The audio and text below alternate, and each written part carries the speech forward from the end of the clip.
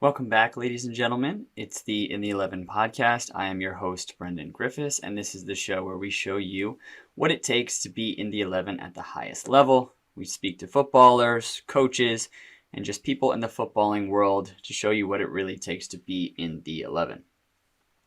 This week, we have a really special guest. He has a very unique career path, especially for an American, as he had a number of years playing overseas in Asia. And we really dive into his career, how he made it to the professional level, how he stayed at the professional level, how he made his way over to places like Thailand and Cambodia. Jonny Campbell is in the 11 this week, and it is a great conversation about what it is like to be a professional footballer. So, looking forward to having you guys check this one out. And without further ado, here is myself and Jonny.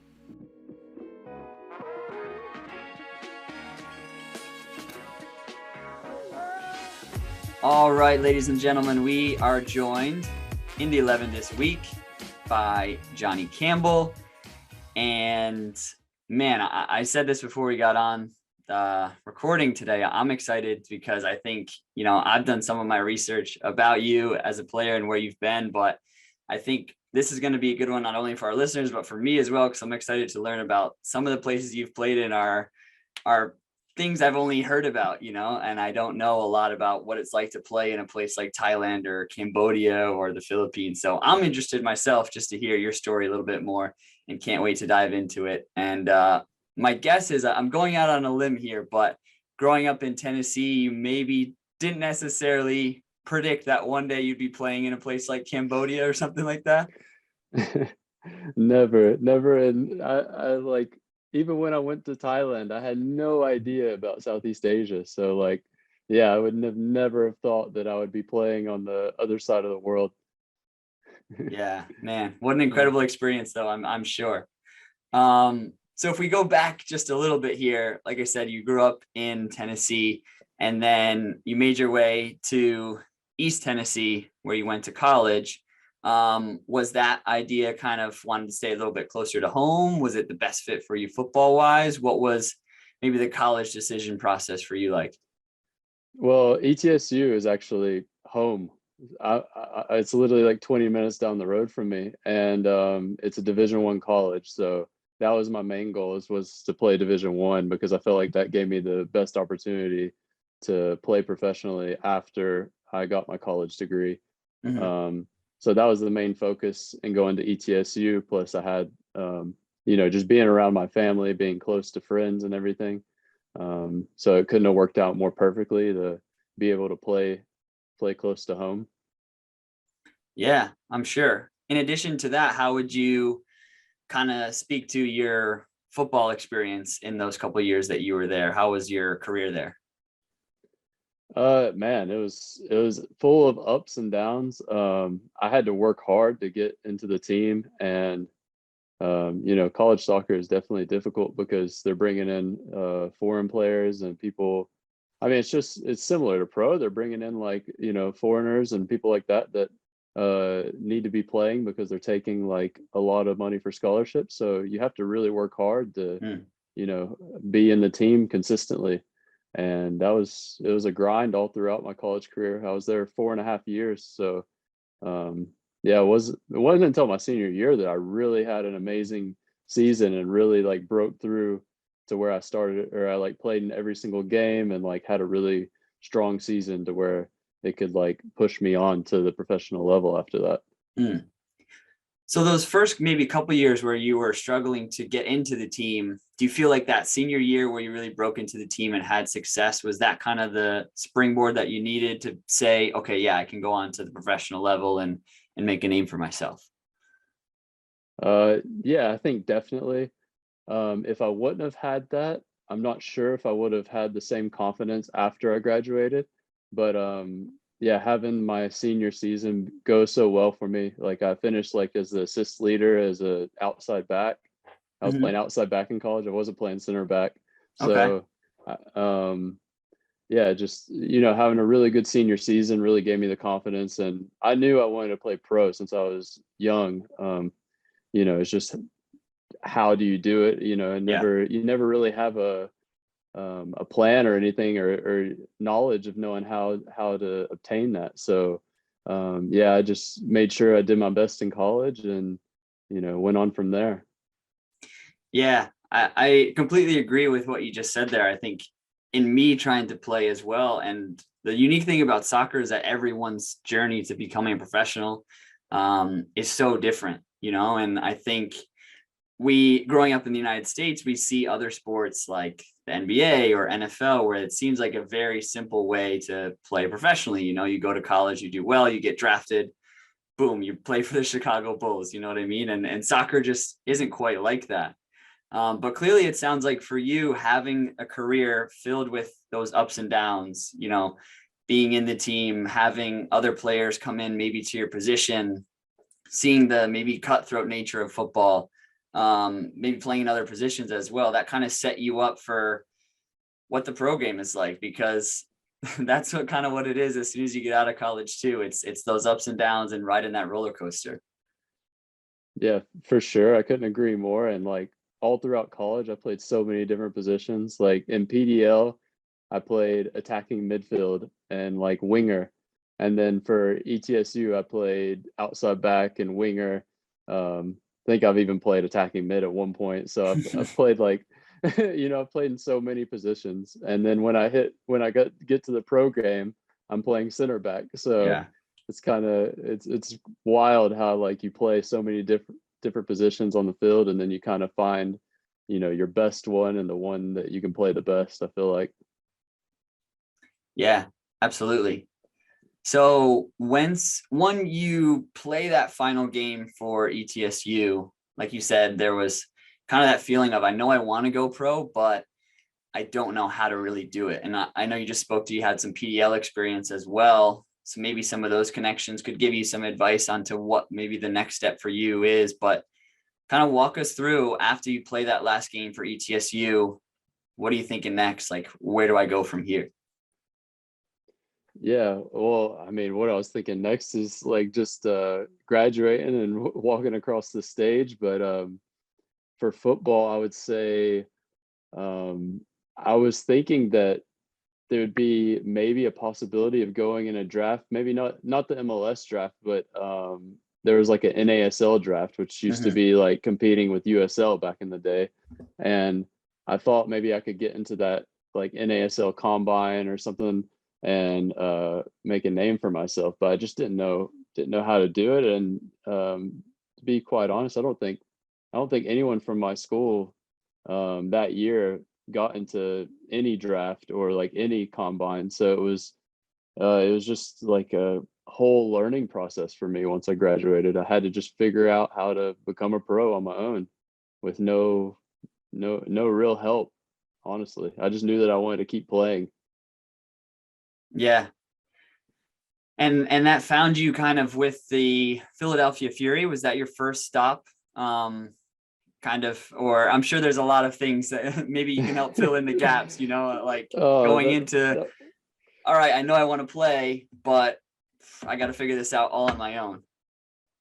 yeah. So my first stop was not Philadelphia Fury. My first stop, well, I went to Miami after I graduated because one of my really close friends lives down there, and I was just training because Miami is a easy place to find, good football and like get fit and get ready. So I was just training, and I met someone down there that knew an agent in Spain. So once he saw me play, wanted to send me to Spain and see how I would do.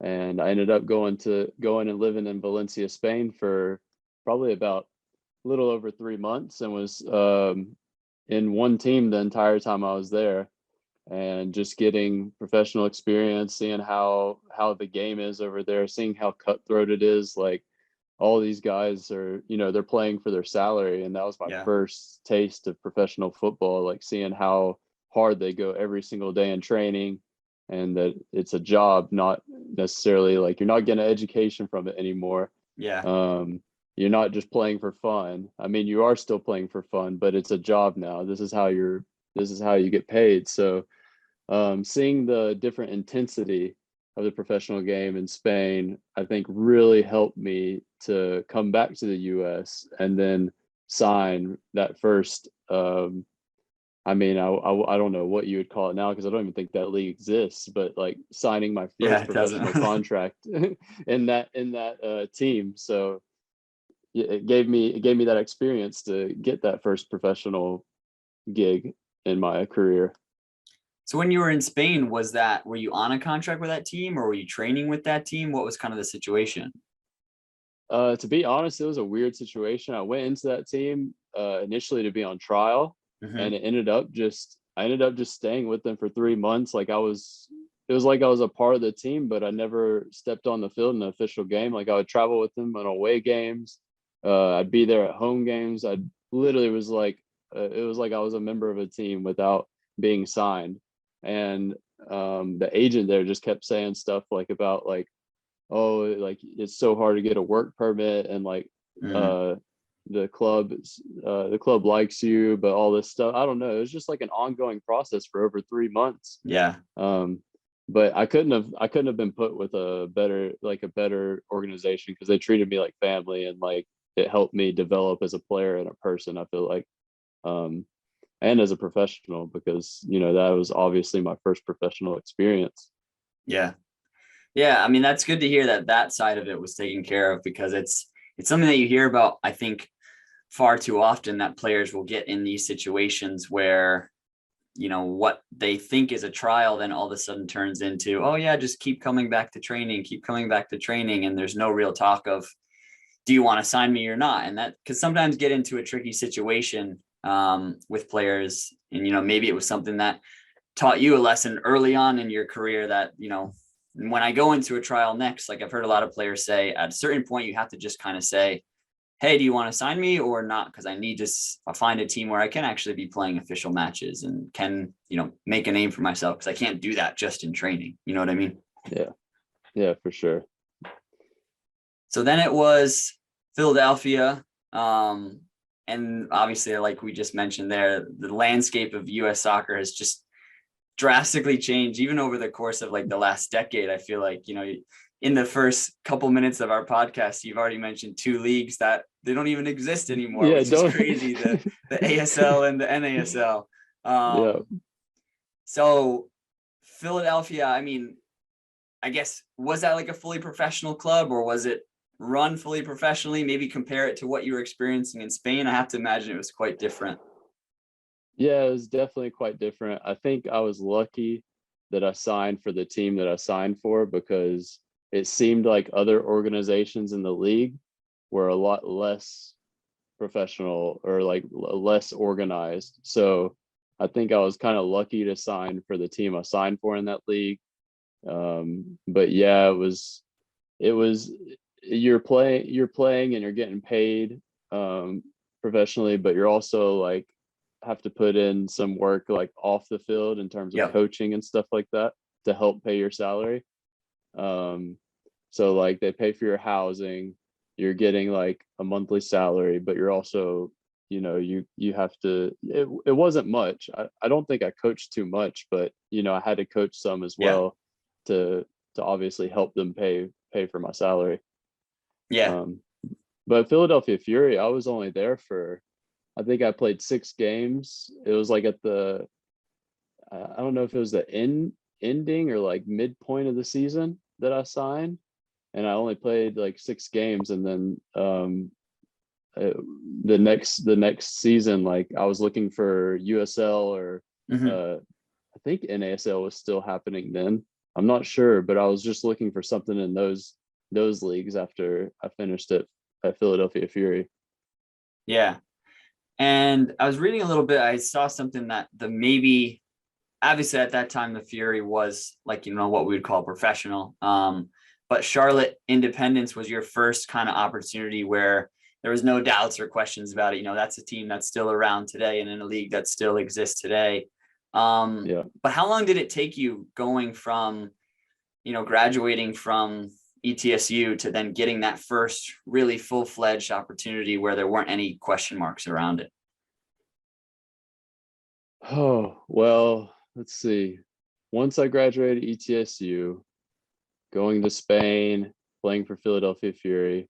It was over a year before I signed for Charlotte Independence. So, and even before I signed for Charlotte Independence, I spent preseason with Seattle Sounders. Okay. Um, The first so team?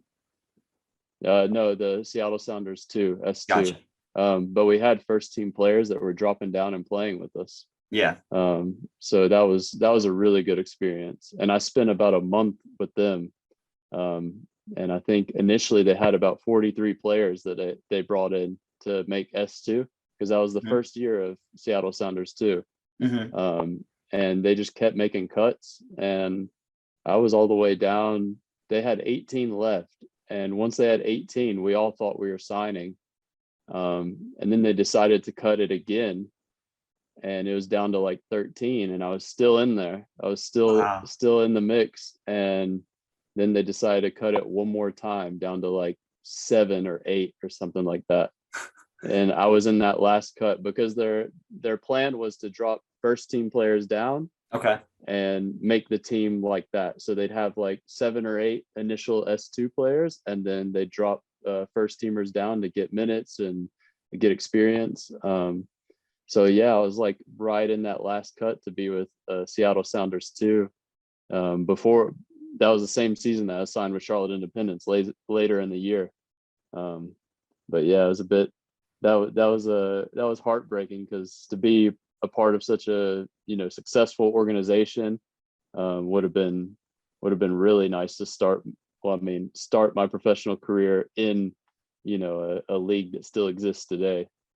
Yeah, and you could clearly see that path to, if I perform well here, there's opportunity for me to train with the first team or play with the first team. That's like, that path is very clearly outlined for you, and that's kind of the benefit of being in clubs in the MLS that have second teams that play in the USL Championship or the USL League One, that you have that clear path to, if I can perform really well here, then I may be able to get a shot. So yeah, I have to imagine that was heartbreaking, especially to go from a group of 43 down to, even at that 18 point or that 13 point, you're like, all right, come on, you have to sign me now. The worst part is at 18, like they were telling us that like, oh, like you're safe now. Like 18, like, okay. The club was telling you this, or this was just players? That's what I was hearing from the players. So I thought like they had like communication with like the coaches or something like that. So I was just like, okay, awesome. Like, like we still got to perform obviously to our best ability, but like we're in the safe zone now, because you're thinking, man, that type of preseason it's a bit stressful, because you're just like, am I going to be cut or am I going to survive? So yeah, once you got down to that point, it was like, oh, I think, I'm ready for the contract offer. Come on. And just kept making cuts after the 18, went down to 13, then went down to like 7 or 8. I couldn't. Oh man. How do you, I think you just talked about something important there. How do you, when you go into training every day, how do you still are able to maintain your focus on performing your best each day when there's kind of that looming over your head of, what if today's my last day, or what if, tomorrow they make more cuts? Like, how do you still maintain that focus on the task at hand when that's maybe kind of looming overhead? Well, I think now I would answer that question a lot differently than I would have answered it back then. I think now it's just about, not really thinking you're in that situation, just going in and being relaxed and playing like yourself. And, you can't really be in your head too much, because then you don't perform like yourself. So, yeah, you just have to go into those situations and be calm and be confident in your ability, and, basically show what you got, but also play as a team player, and don't try and be too individual, because, coaches are more likely to sign you if you're showing that, you can play as a team and not as like an individual. And I'm sure if you're doing a lot of individual stuff, you're probably going to be making a lot of mistakes and stuff, trying to show too much. And, the coaches are just trying to see if you're at the level to play. So I would say now I would be a lot more relaxed in situations like that. And I think maybe when I was going through it, I was pretty relaxed as well, because I had a good connection with the coach. He had basically brought me in and like really expressed his feelings of how he felt about me as a player, as an outside back. So that helped me be confident in the preseason and in that situation. I definitely agree with that advice to to trialists or people in preseasons, that you have to really kind of play within yourself. And it becomes pretty obvious, those players that try and do too much to show off for a coach, or to try and become too individual. Because I mean, you also then get into a situation where if a coach does like you based on what you've done in a trial, but that's not really the player you were trying to do something that you're not, then when it gets into the season, it's almost like false advertising, like I think it's just best to go in and play the game that you can, the best of your ability. And, if that's not what fits the coach's style, or that's not what's best for that club, then so be it. But at least, you gave your best, rather than trying to be somebody that you're not. Yeah, I agree with you definitely. But I do think there's like certain points in the game where you can show your individual ability. You shouldn't force it. You should just like let it naturally happen in the game. I think the problem is when people force it, like force their moments to shine instead of just letting them happen like naturally as the game goes on. Yeah, completely agree. And so after that meeting where you find out the S2 is not a possibility, having to pick yourself up, dust yourself off, and keep going and just keep pushing. One, how do you do that? And two, what was the path that then allowed you to open up this Charlotte opportunity for yourself? I actually just sent an email and basically said, hey, I'd been in preseason with Seattle Sounders too, and they were looking for a player in that moment of time and invited me in for a 2-week trial.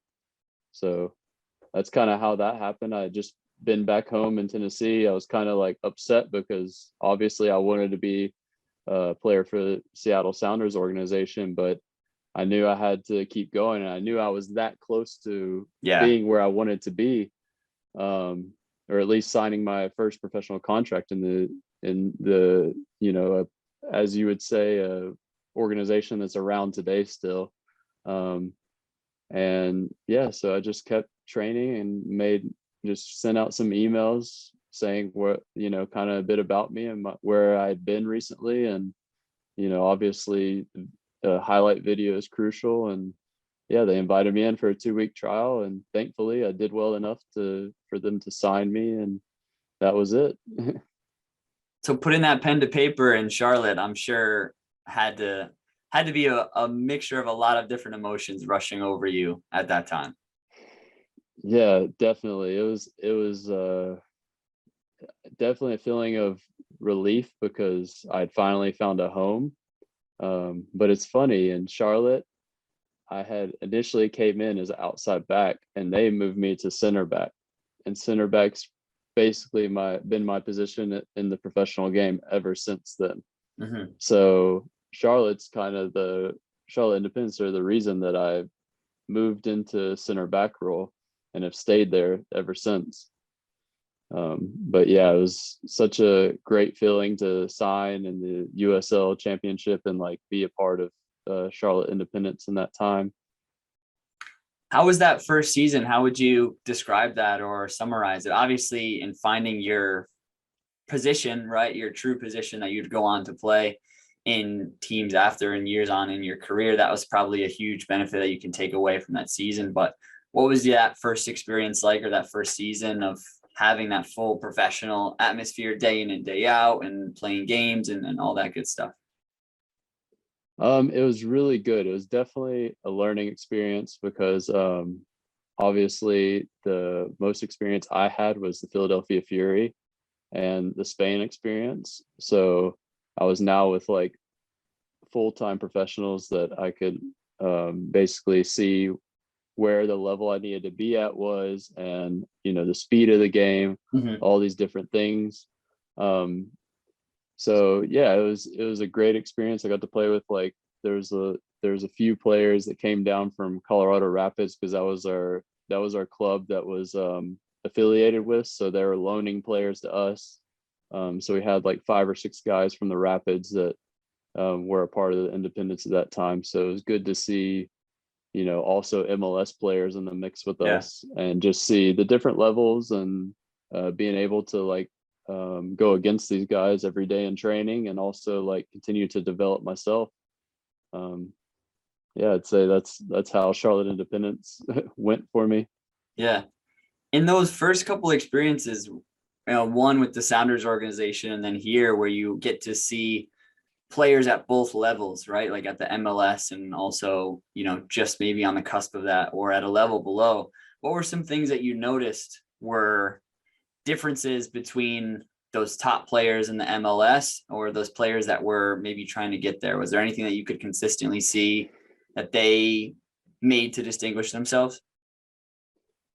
I think it really depends on the player, but I would say some of the biggest differences are speed of play, Mm, decision making, um, probably like their knowledge of where to be on the field and like their awareness on the pitch.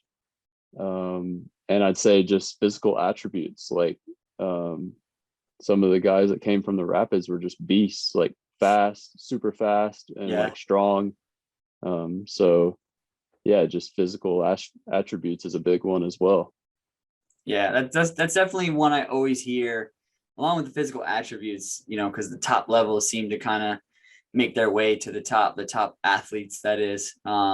Speed of play is always the big one that I hear when Yeah, players make the first jump, at any level, when it's from youth soccer to high level college, when it's college to pro, like, and all the way up, it's always the speed of play just gets faster. And I've definitely experienced that as well as, you hop into that first rondo and all of a sudden the ball's moving a little bit faster than maybe I'm used to at some of my past experiences. yeah. So after Charlotte, uh, what was how did that season end for you? Was that something you were looking to stay there, or did it not work out with the club, or what was kind of your next thought after that successful or that season with Charlotte Independence? So Charlotte was really good experience for me, and they did invite me back for preseason the next season. Um, but I kind of I don't know what really went on there, but I ended up not going to Charlotte. I went to Harrisburg Mm-hmm. for a trial.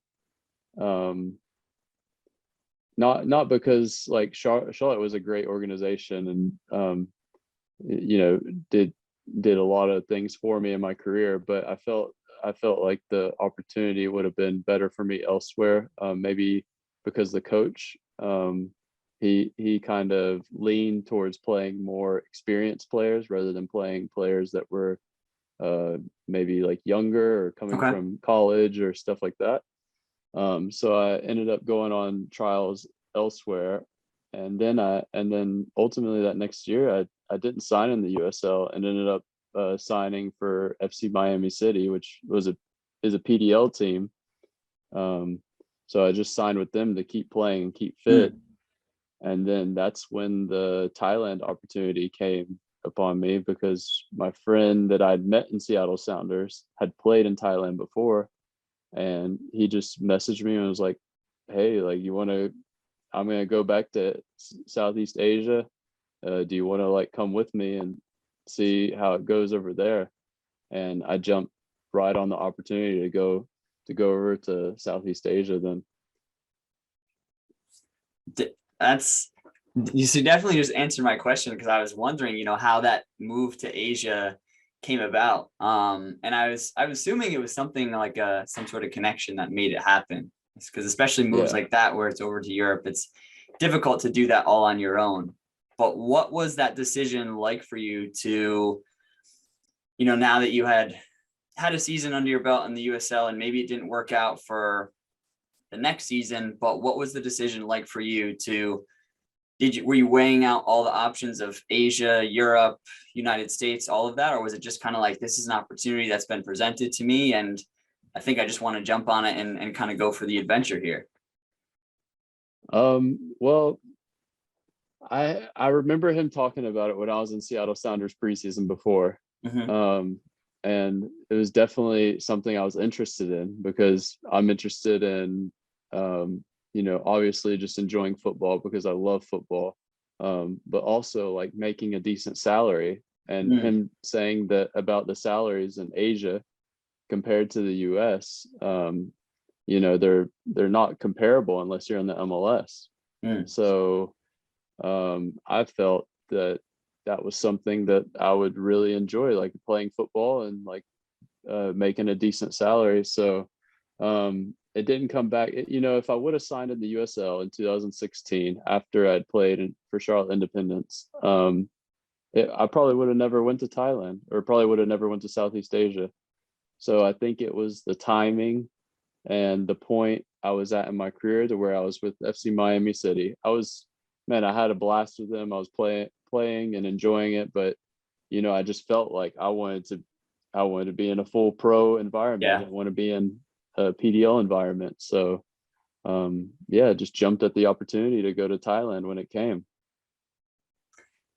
So I'm excited because this is kind of the point of the podcast where I feel like I'm just going to get to learn a lot about what this process was like for you. So what, like 2017 is when you signed with that first team in Thailand. Did you go on trial with them first, or what was that process like for you of getting that first contract?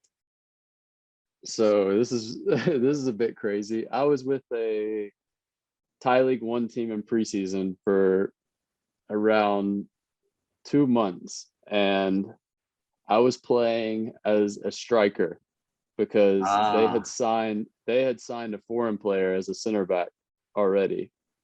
And I had played, in attacking positions at a semi-pro level, but not a professional level. Mm-hmm. So I was basically trying to impress as a attacking player because they weren't looking for a center back.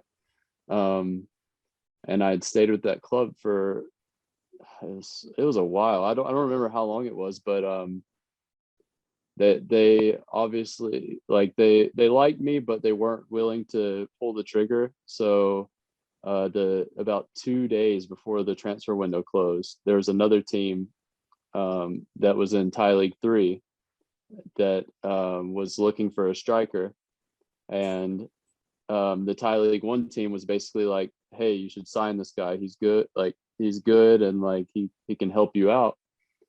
And yeah, they signed me without they didn't even see me. I don't even think they saw me play, and just signed me based off of the Thai League 1 coach's recommendation. Wow. So signed you without seeing you and signed you as a striker. Yeah. I signed as a striker, and it was like 5 games into the season already. It was right before the transfer window was about to close, so it was like late. And yeah, I don't know, it was crazy because it was signed there or go back to the US, and Yeah. I was definitely wanting to stay and play in Thailand. And Thailand, I didn't find this out until later, but Thai League 1 is like probably the best league in Southeast Asia to play in. Mm. So if I could have broken into that straight away, that would have been like, massive. But playing in Thai League 3 was actually a really good it was a really good opportunity as well, and I enjoyed being with Chacheng Sao for a full year. And it wasn't until I think about 7 games into the season they had 1 win and like 5 or 6 losses. Mm-hmm. And I had signed as a striker, and I was they in Thailand it's hard for them to like put full trust in you straight away, so that you have to like gain their trust. And as a striker, I was kind of like subbing in, or I would start, but like I would play okay, but I'm not scoring goals. And we were doing really bad. So it was 1 win and 5 or 6 losses. And then I told the owner, I was like, listen, I can play center back because I mean we were conceding so many goals. Yeah. And just ended up changing me to center back, and we just started climbing up the table from there. Like started keeping clean sheets and started doing well. And they went from being like 13th out of 14 teams in the table to I think we finished that season in like 6th or 7th place, so like kind of Wow. mid-table. And that's after 7 games played already, and we were like one we had like one win at that point. So it was a good turnaround, and it just kind of showed like I guess my impact at center back, how I could Mhm. like help the team keep clean sheets and be a lot better defensively. And it probably also showed that I'm not a striker professionally. That was the firm answer to that question for you going into that team. Yeah, nope, I'm not a striker, guys. So don't try and sign me as a striker anymore. But it's something I've heard. A friend of mine who I've had on this podcast before, he played in Mongolia, and he's a center back in college as well. But he's a little bit bigger. He has a bigger frame, a little bit taller.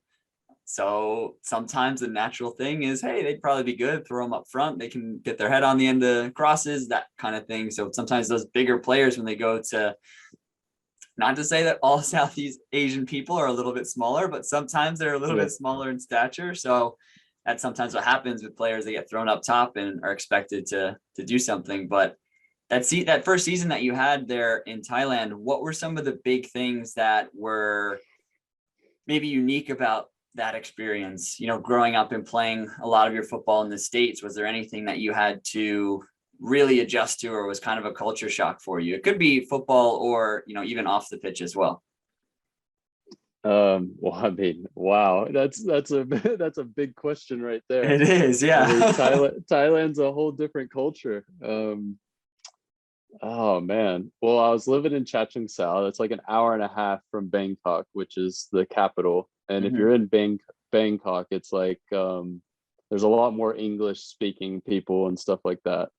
So in Sao, the level of English is like, not great. So I was really forced to learn Thai. Not I don't know a lot of Thai, but I had to learn, bits and pieces. And so that was difficult. But I think on the field it's different, because even if you don't speak the same language, you can still get away with like people understanding what you're Yeah. asking for.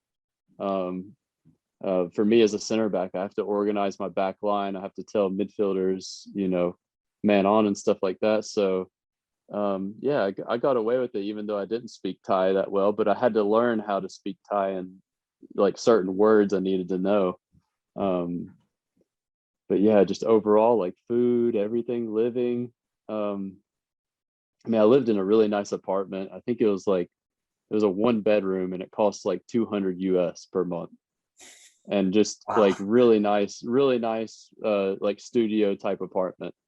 And yeah, I don't think you could get a studio for $200 here in the US. Probably No. nowhere. So yeah, that Absolutely was not. so yeah, that was really cool. And like Thai food's awesome. um I don't know, there's so many things. um I don't even know what all I can say about that. I'm sure the language barrier piece, though. I'm curious about this because I've played places in Europe where it can be difficult at times, but for the most part, depending on where you are, there's a lot more English speaking. Obviously on the pitch, it becomes easier because there's sort of a universal language of football. But did you ever have instances where you ran into some trouble and you're trying to do something maybe off the pitch, or like you couldn't, because I think about when I've talked to players who have also played overseas, even simple things like going to the grocery store and like trying to communicate what you want, or, if you have to go to a doctor or anything of those simple things that we take for granted in the States as being super mundane and easy, they become very difficult and different when you're in a place like Thailand. Yeah, I mean, I think I think I even learned that in Spain. I think Spain was like my first experience of that, because I didn't speak Spanish. Mm, So like going to the grocery store in in the part of Valencia that I lived in, like, I mean, I had to like deal with that there. So in Thailand, yeah, just like, I mean, it's a different currency, you know, language. The people are really kind though, especially if you can speak any Thai, or if you can try and speak Thai, they love it. So um yeah, it wasn't, I don't remember any situations that I really got into that were like um Yeah. too difficult. But yes, of course, like sometimes you just don't understand. You're like, you know, Yeah. I say my Jai a lot, which means I don't understand. I'll just be like, my Jai. I don't know. Uh, And just when you are, getting a little bit accustomed to Thailand, in with that first season, fast forward and then you find yourself in Cambodia next. How yeah. did that happen? Was that did they seek you out, or walk us through maybe how we went from Thailand to then Cambodia next? Well, in Thailand, I did really well for my first season, with like how we ended and everything, and just me as a player, like my performances and stuff. I got to make like a good highlight video from it, and I wanted to. I honestly wanted to stay in Thailand because I really enjoyed Thailand, Mm. and there was a couple of teams that had got promoted to Thai League Two that was in our division that I played well against, and the president even, we lost 4-0 away from home, and I'm the center back, and their president comes into the locker room after the game and says, I want that player, like pointing at me, and I'm the center back, and we just lost 4-0. And he's like saying that like he wants me for like next season and Mm. stuff. And like our owner is like, no, no, no, no, no, and like just like comes and takes me and stuff like that. But yeah, it's I don't know. I wanted to go back to Thailand just because I really loved the experience. But then Cambodia came about from a coach that was coaching in Thailand before he got a job in Cambodia. Mhm. And I didn't know anything about Cambodia at that point. I just knew stuff about Thailand. But yeah, he took over a job in like one of the most historic clubs in Cambodia, and I decided to give that a go because it seemed like a good opportunity. And he's actually from England, so English coach, Oh, working that with must have like been an nice. English speaker. Yeah, in Thailand, I was working with all, like the whole staff was Thai. Hmm. You know, there's barely any English, being like, they just had to like translate to me, whether it was like one of the African foreigners with me, or one of the Thai players trying to speak broken English to me. Hmm. Well, actually, the Africans spoke broken English too, so like it was You were never really getting the full story. there was never English being spoken to me. It was always it was always broken English. So yeah. But yeah, I jumped at the opportunity to go to Cambodia and play under this coach, and yeah, I'm thankful I did because I ended up spending 3 years in Cambodia. Wow. Now that you've had that 4 years, obviously I know there's a Philippines portion as well because you've been in Southeast Asia for the past 5 years, like you mentioned. Yeah. But at that period now where you've been to Cambodia, you've been to Thailand, I think, like you said, a lot of allure for Southeast Asia or Asia in general for players is, it's that there's a lot of financial backing for the leagues, and it can be a good place to really make a career and make a proper living for yourself, which isn't always the case in other countries in lower leagues. So there's kind of this mystique about it, and not a lot of players know about it. So that's why I think this episode is important. But what is something about like Southeast Asian football that a lot of people don't know, or maybe something that you didn't know before going into this experience playing in places like Thailand and Cambodia, that maybe changed your perspective on the kind of football down there? um how do you mean, like in terms of how I viewed it before, or like? Yeah, it could be maybe what you thought, like how your expectations were maybe met before you went to Thailand and to Cambodia and played in those places. Just because I feel like, us as Americans, we know a lot about what the leagues are like over here. We kind of know what the leagues are like in Europe, but maybe not so much about a place like Thailand or a place like Cambodia. So what's something, if someone was to ask you, hey, what's it really like to play in those places? What would you kind of tell them? Yeah, I was about to say, if it was before I went, I would have had no input. I would have been like, I have no idea what I'd say. But yeah, I would say it really just depends. Like you're going to deal with players that are technically very good. The problem over there is they usually lack the more athletic side of the game, so they're maybe not as strong or not as fast. But technically they're very good. So infrastructure and stuff wise, it depends on what team that you play in. Like you can play in a league, but then you can play some teams that have incredible setups and great stadiums and stuff like that, and then you can play against teams that like have like really unprofessionally ran and stuff. So Yeah. It's really like, it really depends, honestly. I'd say you definitely have to deal with especially if you're comparing it to like USL or something like that. You definitely have to deal with like different things like infrastructure wise and like how things are ran, compared to like what you would have to deal with in the USL. Like what But would be you're an also, example, you think?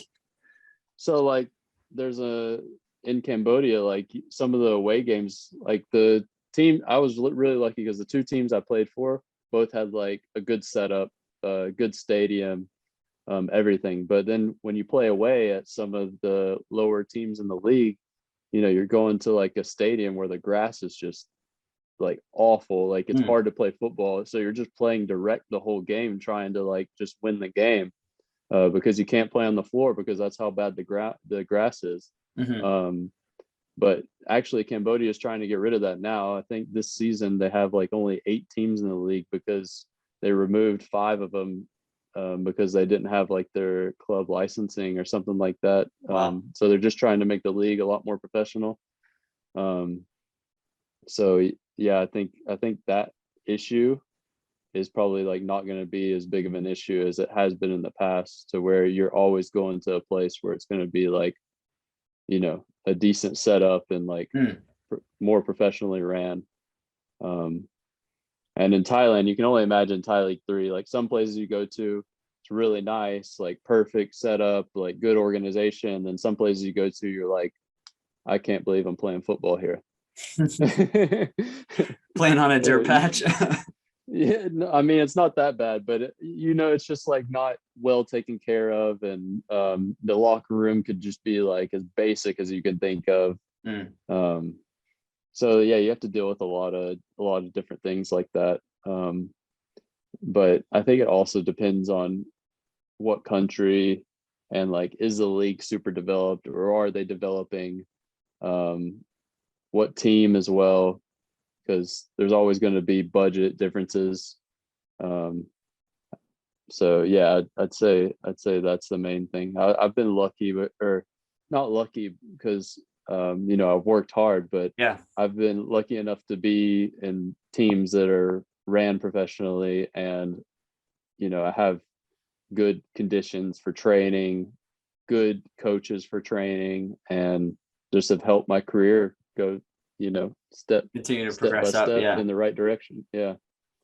Is there any, obviously it sounds like maybe not in when you were actually with a team, but is there maybe any trial experiences or anything where you were maybe involved with a club that was less professional, and any stories maybe that you're willing to share? I've definitely, I've signed most of my contracts straight through coaches, just coaches seeing me play. But that being said, I have been on trials to like, bigger clubs that I won't say the name. But in one of these situations, I went on trial for a bigger club, and yeah, like they're having like 8 foreigners in on trial with like all players that are just coming back from break and aren't fit, and like you're trying to sign for a club when the whole team like can't even run yet because they're like just coming from off season. So yeah, a few of the trials definitely aren't ran to where it's easy to showcase your abilities. I feel like sometimes they don't think about it enough and like don't give you the best, the best opportunity to get signed. But that's also like just, I guess it comes with not being as developed and as professional as like, a westernized country would be. Yeah. Like the US, or a big country in Europe for football or something like that. Yeah. And so it was 3 seasons that you spent in Cambodia with it. Was it with one club the whole time? It looks like it's 2, correct? Yeah. 2, yeah. So that was probably your best experience of your time in Southeast Asia with those 2 clubs in Cambodia? I'd say most successful experience. Also, yeah, best experience as well. Like I love Thailand. I'd love to go back and play there eventually. But yeah, I'd say in Cambodia, like the connection with fans there, with people there, just the success I had at the clubs that I was at was yeah, it's just something that I don't know. It's just so it's just really special moments in my life, and I'm really thankful for that. What is the fan relationship with the game in a country like Cambodia? Is it their favorite sport, or like how do they interact with the game, I guess?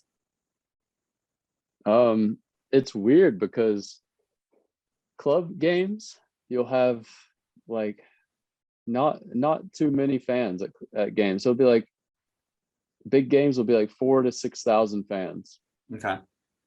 But then the national team plays, there's like 55,000 in the stadium. Oh my God.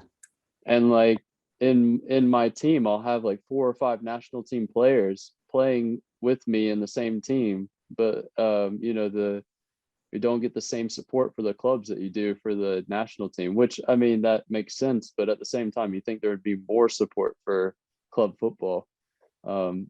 But in terms of fans following it, they watch it on TV, and like they're crazy they go crazy on Facebook. Like they love football, they love supporting you, they're always commenting on your stuff. If you play well and you do well for a club, they just they fall in love with you.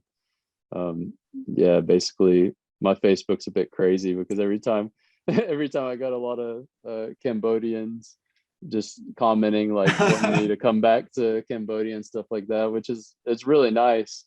But yeah, it's good to see like people be so passionate about football and just love like that you've been there for so long and been successful in their country and like enjoyed yourself in their country. Yeah. So basically you broke a bunch of Cambodians' hearts when you moved to the Philippines then, huh? I don't know. I mean, Philippines really, really, really good opportunity as AFC Champions League club, United City FC.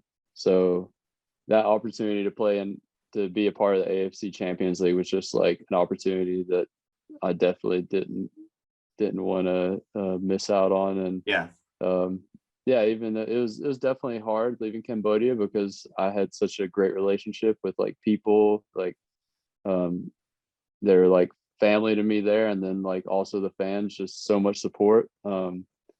But yeah, I was really excited about the Philippines opportunity, and that's basically, you have to take your, football is a short career, so you have to take the opportunities when they come. yeah, I can't imagine being in a position where you'd want to turn down getting to play in a Champions League team. And what was that experience like for you playing Champions League football? What were some of the matches that your club was a part of? Talk to us a little bit about that. Well, in 2020, I'd played AFC Cup, which is like Europa League in Asia. And that's actually where the interest started from Philippines, because we had the Philippines team in our group. And they had a really strong team. They beat us 4-0 in Philippines. And I mean, we were a bit unlucky. Like, they scored from a handball and we missed a penalty. But still, like, we got beat pretty bad by them. But that's where the interest started.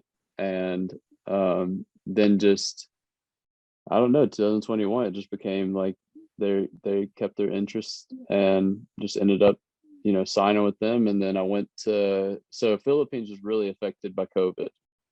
COVID's been really bad in there, and like foreigners weren't allowed in the country for forever. So like our team wasn't even in Philippines, most of the players.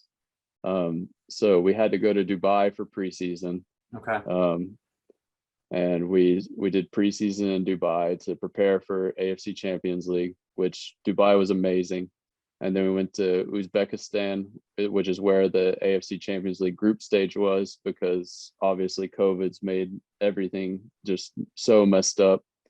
So we went to Uzbekistan for AFC Champions League. And then so at this point I've played 3 friendly matches, and like we're all getting prepared. This is preseason going into it. And about 4 or 5 days before the first game, I'm told that I can't play in the AFC Champions League. Yeah. And I had been starting every single game in preseason in Dubai. So it was a shock, and obviously it's not something you want to hear, but yeah, so I did not get to play in the AFC Champions League, and I probably would have been, I think, the second American ever to play in the AFC Champions League if I would have stepped on the pitch. Wow. So what was the reason why you weren't able to play? So there was we have a lot of players on our Philippines team that are mixed. So they're like European, they're from Europe, but they have like Filipino blood in them. So one of our players was being considered as a European, even though he's Filipino. So we had too many foreigners.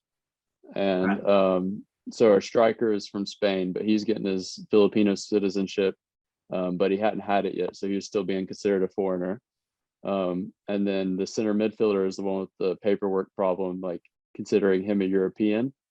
And he's like one of the main players they brought in to like be in that midfield as an anchor. So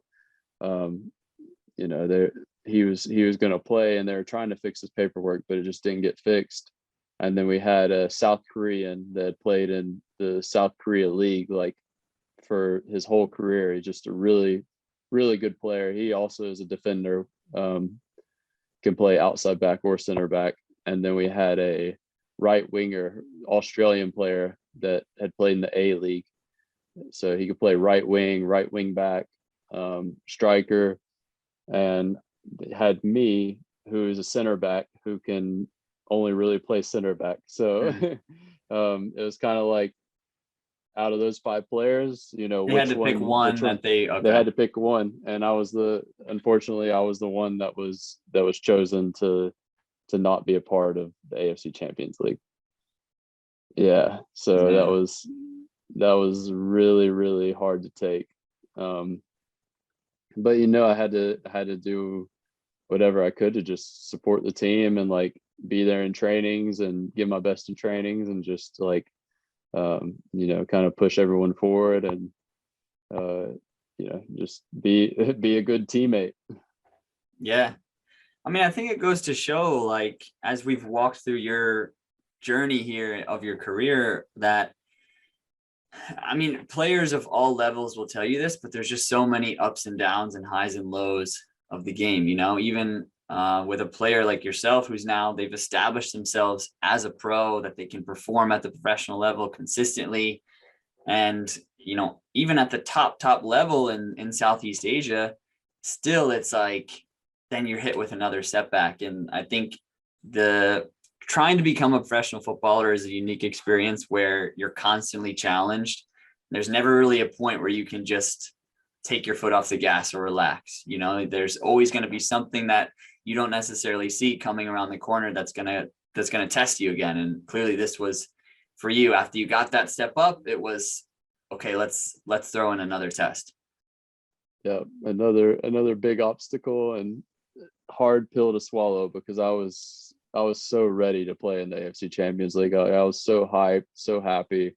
That was definitely a moment that I was really looking forward to in my career. So it was heartbreaking whenever I was told that I was the player that was being chosen not to be a part of the Champions League. And Yeah. just having to watch the team in the stadium just sit there and not be a part of every game was just, oh man, you can only imagine. Yeah. Yeah, I'm sure And not something you would ever wish to go through again. Is there any motivation from you now? I know you mentioned that you're currently a free agent and enjoying some time home that maybe in the past couple of years hasn't always been very often that you've been able to do that. But is there a motivation like that you got that close to playing in the Champions League to get back with a club that could maybe allow you to be that second American ever to do it that you spoke about? definitely. I mean, I'd love to play. I'd love to get the opportunity again. I know it's not easy. Like, it's very difficult to be in a Champions League club, obviously, Mm, just because over there's only 4 foreign spots per team. So to be a foreigner in a team is really difficult. It's so competitive. There's so many players that want those spots. So you can only imagine for like a Champions League team, you're competing with players that are coming from like Europe, Brazil, like, and they're not coming from like lower leagues. They'll be coming from like, really, really good levels of football. And yeah. so you're competing with those players for like a lot bigger contracts. Um, so yeah, it makes it super difficult to get into teams that play that level, but it's definitely not impossible. You have to play, and you have to have really good seasons because consistently, and like continue to grow your name, which I feel like that's what I had been doing up until like this last year because of COVID. COVID canceled the Philippines league, and like even like they're having so much difficulties getting players into the country because of COVID. Mm. So yeah, it's just this last year has been kind of put on hold with COVID. So So what's kind of the status right now? Are countries like that still in not letting foreigners in? Are there still lots of travel restrictions, or are you maybe looking at other places where it might be easier for you to travel to, or what's kind of your mindset right now in this current period of free agency? well, over in Southeast Asia, there's still restrictions. I know Indonesia's like 10-day quarantine. I think Cambodia might be no quarantine if you're vaccinated. I think Thailand might be similar as well. I'm not too sure. Hmm. I think Vietnam has a quarantine. Malaysia has a quarantine, I think. Philippines, I'm not sure about. So yeah, like there's a lot of travel restrictions. A lot of these places you have to have like visas already to go to. So you'd have to have a club sign you um, before you even go now. In some countries. But yeah, so it makes it so difficult to sign over there at this moment in time with COVID and everything that's going on. Yeah, yeah, and it's definitely a feeling that tons of other players around the world are experiencing as well, which doesn't necessarily make it easier, but at least it's nice to know that you're not alone in feeling that, because there's so many other players that have had careers kind of derailed by COVID and have to figure out a new way to become a professional, as if becoming a professional and staying a professional wasn't hard enough. Now trying to do it in a pandemic as well just adds that extra little bit of challenge to it. But I guess the last kind of question I have for you, or thing I wanted to talk to you about, was you've had, I mentioned in the beginning, as someone who grew up in Tennessee, I'm sure there's probably some places that you never even imagined now that you've been able to experience and to explore. You've even in this podcast mentioned Dubai, Uzbekistan, Cambodia, Thailand, Philippines, like all over the US. Is there anything that you still kind of have on your list of things that you still want to do in the game, or places that you still want to check off as a place that you've played in? Um, yeah, I mean, there's a lot of places in Southeast Asia I still want to play. I'd still like to play in, Indonesia. I'd like to play in Malaysia. I'd like to play in Vietnam. I'd like to go back to Thailand. Um, Middle East is a market I'd love to break into as well. Mm, Just because I know like they take care of players well over there. You can make a good salary and enjoy your football. Um, I don't know. I'd say those two areas of the world are my top destinations. Although I don't have anything against playing in the US. Like I'd love to play back here. It's just I know that getting a salary that would match what I would be able to make abroad is just probably, very unlikely unless mm. I'm in the MLS. Which I mean, you can only imagine how hard it is to get into the MLS. So um, Yeah. I would say, yeah, I would say being abroad is just kind of, I don't know. I enjoy learning new cultures. I enjoy, um, learning about new parts of the world, playing football and gaining like, new people who enjoy what you do, enjoy your career, and also it's kind of cool like being an American doing it because you don't see Americans very often in those parts of the world playing. So I feel like kind of like uh I don't know, maybe like not like one of the first, but like one of the few to be over Yeah. there, hopefully giving a good name for us back home. Yeah, And you're like, definitely well, doing something incredibly unique. I yeah. think that was kind of my question too. I know obviously now that you've established yourself a little bit in the game, that salary definitely comes into play. But as part of the desire to play in some of these places for you, also a little bit about that wanting to learn a new culture and have that new adventure for you as well. Is that kind of another exciting piece of what the game of football has allowed you to do? Oh, 100%, 100%. Like I wouldn't have thought that probably before the Spain experience, Mm-hmm. because that's when I got my first taste of being abroad and outside the US.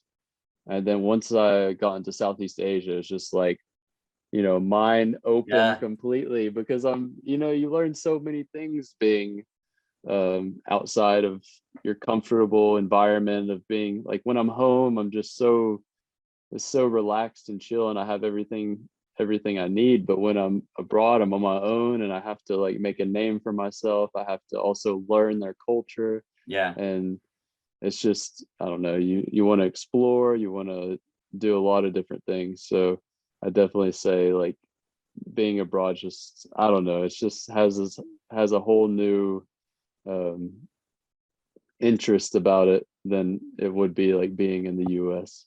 Yeah, it's one of the quickest ways that you can learn so much, not only about a culture or a place, but just about yourself as well. Like you said, putting yourself in those uncomfortable positions where it's just you and you really got to figure out how you're going to do it, and in a culture and environment that you're not used to. I definitely recommend to any, even if you're not a footballer, I definitely recommend traveling to new places, learning new cultures and learning new perspective is such a huge thing to be able to just broaden your mindset. For sure. I completely agree with that. Awesome. Well, this has been a lot of fun for me. I know the listeners are gonna get a lot out of this story as well. And thank you so much for taking some time to share with us all the experience that you've had, and we wish you the best of luck and hopefully finding a new team soon and continuing the adventure. Yeah, I appreciate it. It's been a pleasure. I've enjoyed this. It's kind of hard to talk about everything throughout your career, but like it's good. It's a lot of fun. So I hope like the listeners enjoy it. And thank you for having me on here. And I've enjoyed chatting with you.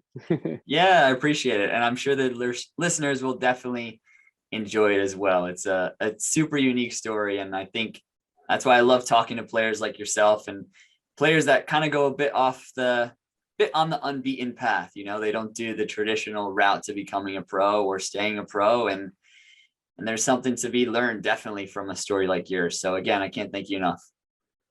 Yeah, thank you. I appreciate it. All right. Talk to you soon, my friend. That was the episode.